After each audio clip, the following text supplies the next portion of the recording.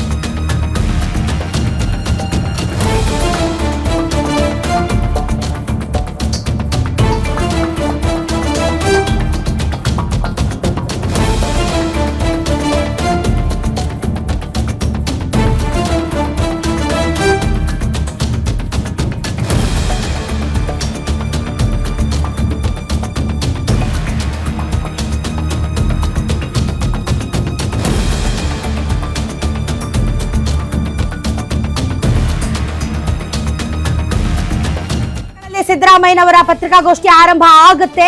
ಅವರು ರಾಜ್ಯಪಾಲರ ಅನುಪಸ್ಥಿತಿಯಲ್ಲಿ ಅವರ ಕಾರ್ಯದರ್ಶಿಗಳಿಗೆ ರಾಜೀನಾಮೆ ಪತ್ರ ಕೊಟ್ಟು ಬಂದಿದ್ದಾರೆ.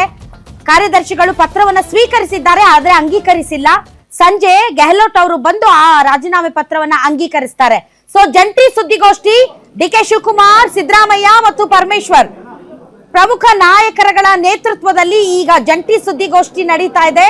ಈ ಸುದ್ದಿಗೋಷ್ಠಿಯ ನಂತರ ಮೋಸ್ಟ್ ಪ್ರಾಬಬಲಿ ಸಿದ್ದರಾಮಯ್ಯನವರು ದೆಹಲಿಗೆ ತೆರಳುವಂತಹ ಸಾಧ್ಯತೆ ಇದೆ. ಇಲ್ಲಿಯವರೆಗೆ ಏನನ್ನೂ ಮಾತನಾಡಿರಲಿಲ್ಲ, ಈಗ ಏನು ಮಾತಾಡ್ತಾರೆ ಅಂತ ಇಡೀ ಕರ್ನಾಟಕದ ಜನತೆ ಕಾಯ್ತಾ ಇದ್ದಾರೆ. ಸೊ ಸಿದ್ದರಾಮಯ್ಯನವರು ಏನ್ ಮಾತಾಡ್ತಾರೆ ಅನ್ನೋದಕ್ಕೆ ಈ ಕ್ಷಣಗಣನೆ ಆರಂಭ ಆಗಿದೆ. ತಾವು ನೋಡಬಹುದು ಎಲ್ಲ ನಾಯಕರುಗಳು, ಲಕ್ಷ್ಮೀ ಹೆಬ್ಬಾಳ್ಕರ್, ಪ್ರಿಯಾಂಕ್ ಖರ್ಗೆ, ಮಹದೇವಪ್ಪ, ಡಿಕೆ ಶಿವಕುಮಾರ್, ಪರಮೇಶ್ವರ್ ಸೇರಿದಂತೆ ಹಲವು ನಾಯಕರುಗಳು, ಪೊನ್ನಣ್ಣ ಇದ್ದಾರೆ, ಬಹಳಷ್ಟು ನಾಯಕರು ಅಲ್ಲಿ ಇದ್ದಾರೆ. ಕೆಜೆ ಜಾರ್ಜ್ ಅವರು ಕೂಡ ಈ ಒಂದು ಪ್ರೆಸ್ ಮೀಟ್ ನಲ್ಲಿ ಇದ್ದಾರೆ, ಈ ಕುತ್ಕೊಳ್ತಾ ಇದ್ದಾರೆ ಅವರು. ಇನ್ನೇನು ಸಿದ್ದರಾಮಯ್ಯನವರು ತಮ್ಮ ವಿದಾಯದ ಭಾಷಣ ಹೇಗಿರಲಿದೆ, ಏನ್ ಹೇಳ್ತಾರೆ, ಏನ್ ಮಾತಾಡ್ತಾರೆ, ಆದ್ರೆ ಅಲ್ಲಿರುವಂತಹ ಯಾರ ಮುಖದಲ್ಲೂ ಕೂಡ ನಗು ಇಲ್ಲ. ಅಥವಾ ಸ್ವತಃ ಡಿ ಕೆ ಶಿವಕುಮಾರ್ ಕೂಡ ತುಂಬಾ ಸ್ಥಿತಪ್ರಜ್ಞರಾಗಿ ನಿನ್ನೆಯಿಂದಲೂ ಕೂಡ ಅವರು ನಡೆದುಕೊಳ್ತಾ ಇದ್ದಾರೆ. ಅದೇನ ಅವರ ಆಕ್ಚುಯಲ್ ಒಳಗಿನ ಸಂತೋಷವೂ ಕೂಡ ಹೊರಗೆ ಬರದ ರೀತಿಯಲ್ಲಿ ಅವರ ಮುಖಚರ್ಯ ಇದೆ. ಡೆಫಿನೆಟ್ಲಿ ನಾನು ಮುಖ್ಯಮಂತ್ರಿ ಆಗ್ತೀನಿ ಅಂತಂದ್ರೆ ಒಂದು ನಿರಾಳತೆ, ಒಂದು ನಗು, ಒಂದು ಸಂತೋಷ ಇದ್ದೇ ಇರುತ್ತೆ. ಬಟ್ ಈ ಸಂದರ್ಭದಲ್ಲಿ ಅದನ್ನ ವ್ಯಕ್ತಪಡಿಸಬಾರದು ಅಂತ ಪ್ರಜ್ಞಾಪೂರ್ವಕವಾಗಿ ಡಿ ಕೆ ಶಿವಕುಮಾರ್ ಅವರು ತುಂಬಾ ಸ್ಥಿತಪ್ರಜ್ಞರಾಗಿ ತಮ್ಮದಲ್ಲದ ಒಂದು ಮುಖಚರ್ಯೆಯಲ್ಲಿ ಅಲ್ಲಿ ಕುಳಿತುಕೊಂಡಿದ್ದಾರೆ. ಸೊ ತಾವು ನೋಡಬಹುದು ಪ್ರಿಯಾಂಕ್ ಖರ್ಗೆ, ಮಹದೇವಪ್ಪ, ಲಕ್ಷ್ಮೀ ಹೆಬ್ಬಾಳ್ಕರ್, ಈಗ ನಗು ಬಂತು. ಡಿ ಕೆ ಶಿವಕುಮಾರ್ ಅವರ ಮುಖದಲ್ಲಿ ಈಗ ಒಂದು ಸಣ್ಣ ಮುಗುಳು ನಗೆ. ಇಲ್ಲಿಯವರೆಗೆ ಯಾವುದೇ ನಗು ಇರಲಿಲ್ಲ, ಯಾವುದೇ ಸಂಭ್ರಮ ಏನೇನು ಇರಲಿಲ್ಲ, ಆದ್ರೆ ಈಗ ಒಂದು ಸಣ್ಣ ನಗು. ಅದಾದ ಮೇಲೆ ಈಗ ಸಿದ್ದರಾಮಯ್ಯನವರ ಆಗಮನ, ಸಿದ್ದರಾಮಯ್ಯನವರು ರಾಜೀನಾಮೆ ಕೊಟ್ಟಿದ್ದಾರೆ. ಸಿದ್ದರಾಮಯ್ಯನವರು 3 ವರ್ಷಗಳ ನಂತರ ನುಡಿದಂತೆ ನಡೆದಿದ್ದಾರೆ. ನುಡಿದಂತೆ ನಡೆದ ಸಿದ್ದರಾಮಯ್ಯನವರು ತಾವು ಮಾತು ಕೊಟ್ಟಿದ್ರು, ಆ ಮಾತನ್ನ ಉಳಿಸಿಕೊಂಡಿದ್ದಾರೆ.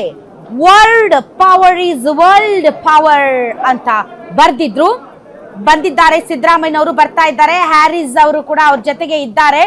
ಸೊ ಇನ್ನೇನು ಕೆಲವೇ ಕ್ಷಣಗಳಲ್ಲಿ ಈ ಸುದ್ದಿಗೋಷ್ಠಿ ಆರಂಭ ಆಗುತ್ತೆ. ಬನ್ನಿ ನೋಡೋಣ.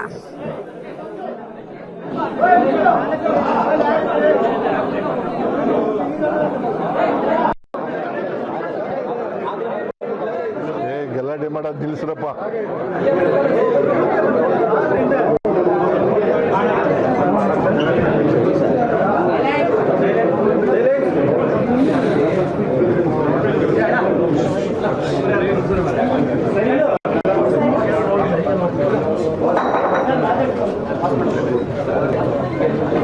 ಆಯ್ತಾ, ಎಲ್ಲ ಸೆಟ್ಲ್ ಆದ್ರ?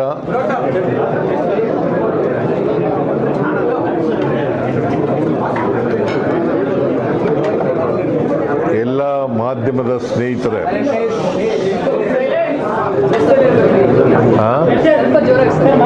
ಇನ್ನು ಜೋರಾಗಿ ಮೈಕ್ ಇಲ್ವಾ?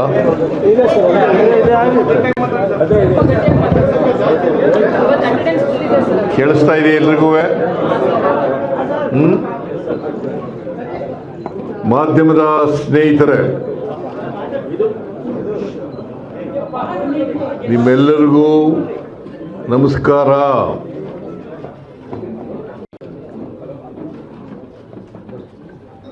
ನಾನು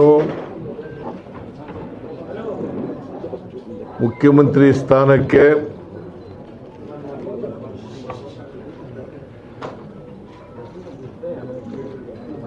ರಾಜ್ಯಪಾಲರ ಭವನದಲ್ಲಿ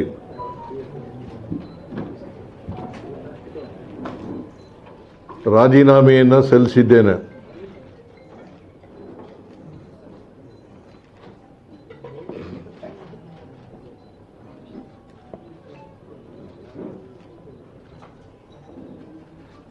ರಾಜ್ಯಪಾಲರು ಊರಿನಲ್ಲಿ ಇಲ್ಲ,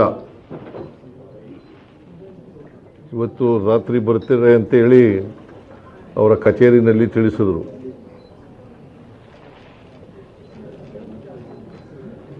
ಆದ್ದರಿಂದ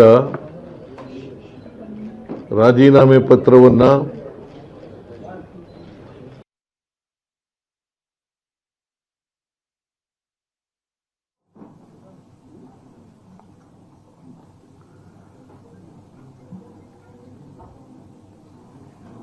ನಾನು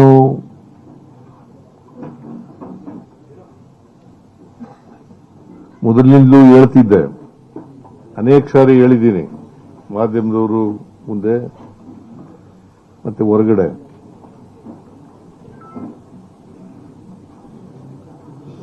ಹೈಕಮಾಂಡ್ನವರು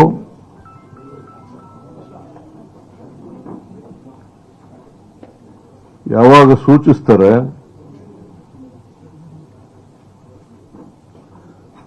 ಆವಾಗ ರಾಜೀನಾಮೆಯನ್ನ ಕೊಡ್ತೇನೆ ಅಂತ ಹೇಳಿದ್ದೆ. ಅದರ ಪ್ರಕಾರ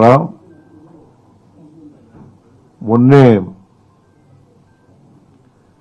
ಹೈಕಮಾಂಡ್ನವರು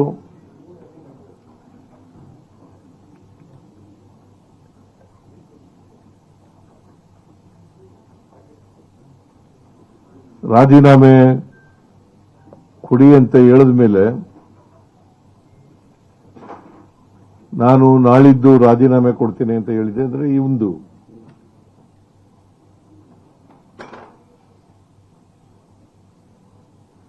ಹಾಗಾಗಿ ಇವತ್ತು ರಾಜೀನಾಮೆಯನ್ನು ಸಲ್ಲಿಸ್ತಾ ಇದ್ದೇನೆ.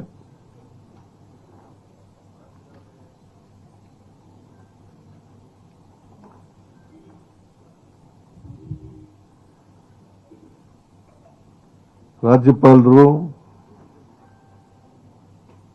ನನ್ನ ರಾಜೀನಾಮೆ ಪತ್ರವನ್ನು ಅವರು ಬಂದ ಮೇಲೆ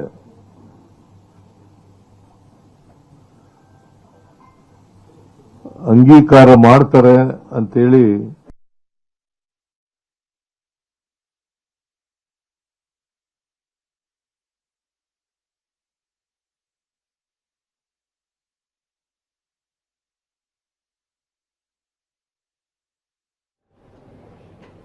ನನ್ನ ರಾಜೀನಾಮೆ ಪತ್ರವನ್ನು ಅವರು ಬಂದ ಮೇಲೆ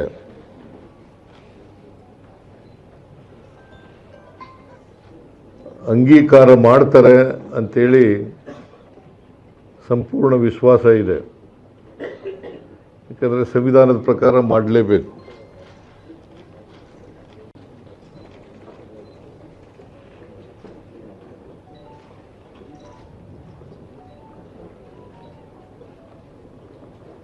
ಅವರು ಪ್ರೊಸೀಜರ್ ಏನು ಮಾಡ್ತಾರೆ ಅದು ಅವರಿಗೆ ಬಿಟ್ಟಿದ್ದು. ಆದರೆ ಒಂದು ಸಾರಿ ಮುಖ್ಯಮಂತ್ರಿಗಳು ರಾಜೀನಾಮೆ ಕೊಟ್ಟ ಮೇಲೆ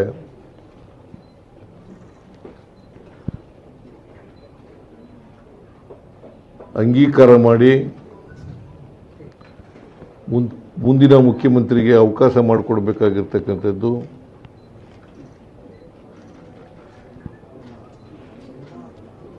ಅವರ ಜವಾಬ್ದಾರಿ.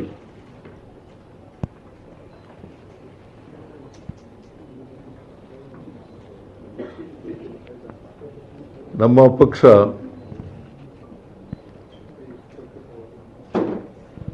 135+1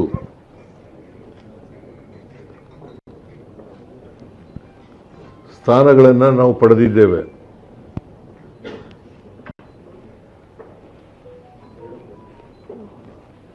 ಜೊತೆಯಲ್ಲಿ ಇಬ್ಬರು ಇಂಡಿಪೆಂಡೆಂಟ್ಸು ಕೂಡ ನಮ್ಮ ಸರ್ಕಾರಕ್ಕೆ ಬೆಂಬಲವನ್ನು ವ್ಯಕ್ತ ಮಾಡಿದ್ದಾರೆ.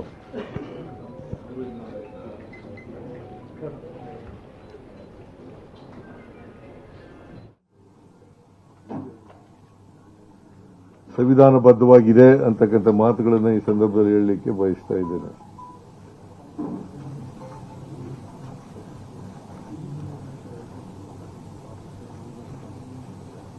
ಕರ್ನಾಟಕದ ಮೇರು ನಟ ರಾಜ್ಕುಮಾರ್ ಅವರು ಅಭಿಮಾನಿ ದೇವರು ಅಂತ ಕರೀತಾ ಇದ್ರು.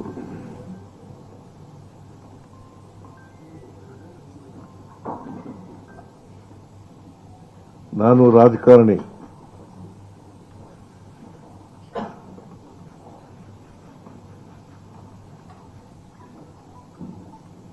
ನಾನು ಸಂವಿಧಾನನೇ ನಮ್ಮ ಧರ್ಮ ಅಂತ ತಿಳ್ಕೊಂಡಿರ್ತಕ್ಕಂಥವನು.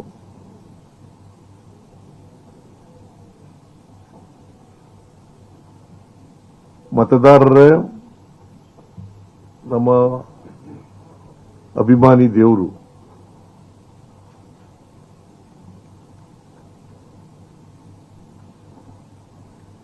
ಕನ್ನಡ ನಾಡಿನ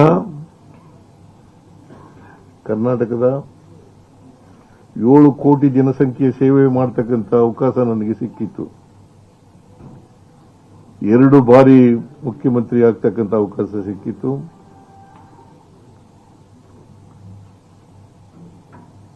ಎರಡು ಬಾರಿ ವಿರೋಧ ಪಕ್ಷದ ನಾಯಕನಾಗ್ತಕ್ಕಂಥ ಅವಕಾಶ ಸಿಕ್ಕಿತ್ತು.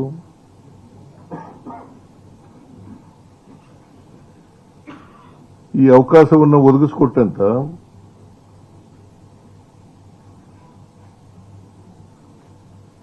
ಸೋನಿಯಾ ಗಾಂಧಿ ಅವರಿಗೆ,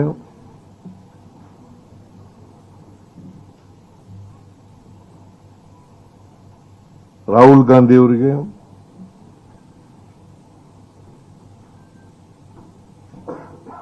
ನಮ್ಮ ಅಧ್ಯಕ್ಷರಾದಂಥ ಮಲ್ಲಿಕಾರ್ಜುನ ಖರ್ಗೆ ಅವರಿಗೆ,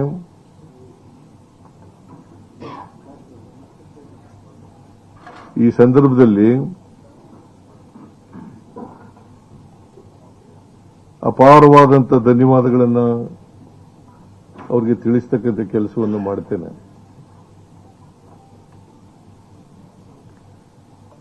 ನಾನು ಕಾಂಗ್ರೆಸ್ ಸೇರಿದ್ದು 2006.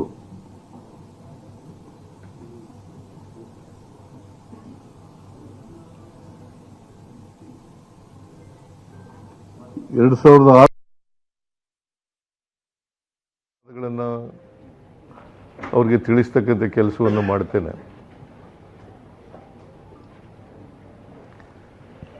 ನಾನು ಕಾಂಗ್ರೆಸ್ ಸೇರಿದ್ದು 2006.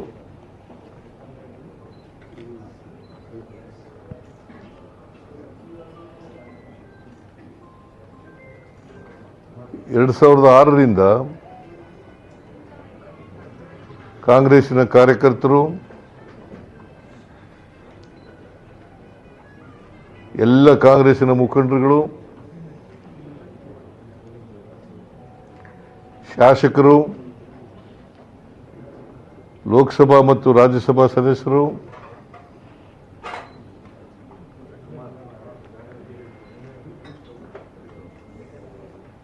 ನನಗೆ ಪ್ರೀತಿಯನ್ನು ತೋರಿಸಿದ್ದಾರೆ, ಅವಕಾಶವನ್ನು ಕಲ್ಪಿಸಿಕೊಟ್ಟಿದ್ದಾರೆ.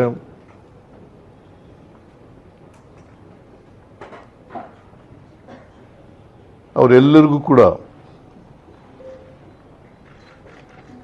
ಈ ಸಂದರ್ಭದಲ್ಲಿ ಧನ್ಯವಾದಗಳನ್ನು ಹೇಳಲಿಕ್ಕೆ ಬಯಸ್ತಾ ಇದ್ದೇನೆ.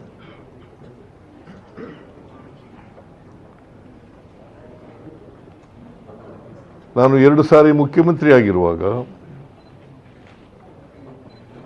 2023ರಿಂದ 18ರವರೆಗೆ ಮೊದಲನೇ ಸಾರಿ, 2013ರಿಂದ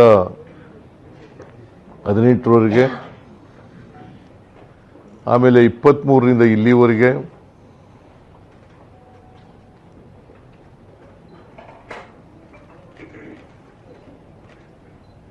ಈ ಸಂದರ್ಭದಲ್ಲಿ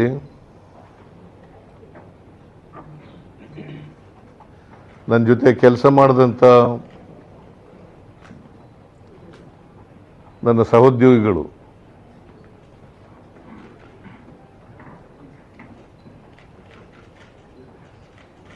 ಅವರು ಎಲ್ಲ ರೀತಿಯಲ್ಲೂ ಕೂಡ ಬೆಂಬಲವನ್ನ, ಸಹಕಾರವನ್ನ, ಪ್ರೀತಿಯನ್ನ ನನ್ನ ಮೇಲೆ ವ್ಯಕ್ತ ಮಾಡಿದ್ದಾರೆ. ಅದಕ್ಕಾಗಿ ನಾನು ಯಾವಾಗಲೂ ಕೂಡ ಚಿರಋಣಿಯಾಗಿರ್ತೇನೆ ಅಂತಕ್ಕಂಥ ಮಾತುಗಳನ್ನು ಈ ಸಂದರ್ಭದಲ್ಲಿ ತಿಳಿಸಲಿಕ್ಕೆ ಬಯಸ್ತಾ ಇದ್ದೇನೆ.